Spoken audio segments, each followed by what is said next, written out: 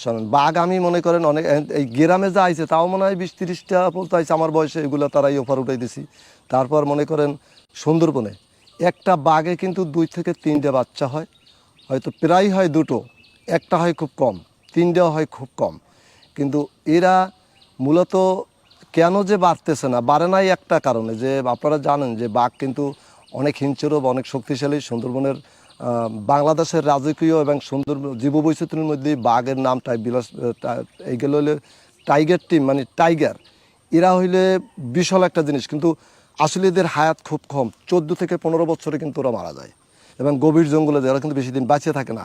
আর বিশেষ করে ওরা হইলে ওই বাচ্চা খাইয়ে ফেলায়। যদি বাচ্চা না খাইতো তাহলে বাঘ সুন্দরবনে ভরে যেত। আমার আল্লাহই রহমত যে সেইটা করে রাখছে, যে বাঘ যদি অতিরিক্ত হয়ে যায় তাহলে তো হরিণ থাকবে না, সব খাইয়ে ফেলাইবে। যার জন্য ওরা কিন্তু নিজের বাচ্চা নিজে খাইয়ে ফেলায়। একটা বাঘ বাঁচে 15 থেকে 14 বছর বা 16 বছর, আর একটা মনে করেন একটা কসম বাঁচে 3.5 বছর, একটা বানর বাঁচে 250 বছর। কি মনে করছেন?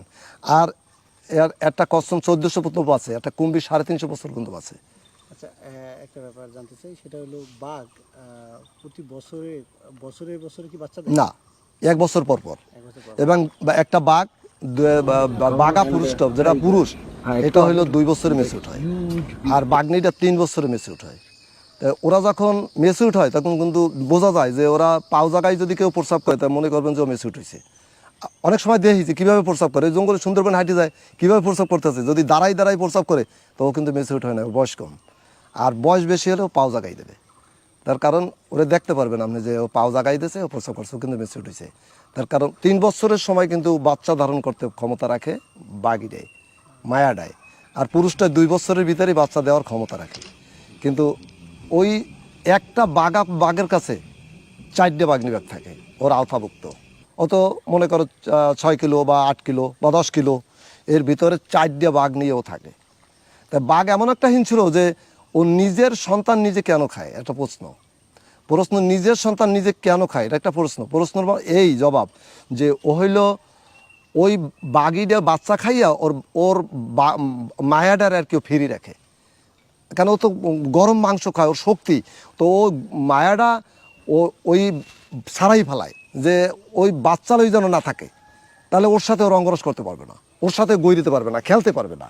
যার জন্য এই জন্য কিন্তু এই করে যে ওর বাচ্চা খাইয়ে ক্লিয়ার করে ফেলাবো, বাচ্চা ক্লিয়ার করে। কিন্তু ওই মায়াটাই মানে সারিয়ে সারিয়ে রাখে, একটু অনেক দূরে গুজে গুজে রাখে। যখন ও একটু বড় হয় তখন হইলে ও ওটারে লই, যখন একটু খেলতে পারবে ওর বাবার সাথে, তখন কিন্তু ওই মায়াটা ওরে জলায় বাইর করে। জলায় বাইর গেলে এইবার ওর বাবাই কিন্তু ওরে খায় না, তার মানে ওর বাবার সাথেও খেলতে পারে। এই বাঘ কিন্তু এইভাবে বাঁচে থাকে। বাঘ কিন্তু সরাসরি বাঁচাই রাখে না যে স্বামী স্ত্রী দুইজনে বাঁচাই রাখে, তা কিন্তু না। মায়াটাই খুব কৌশল করে বাঁচাই রাখে।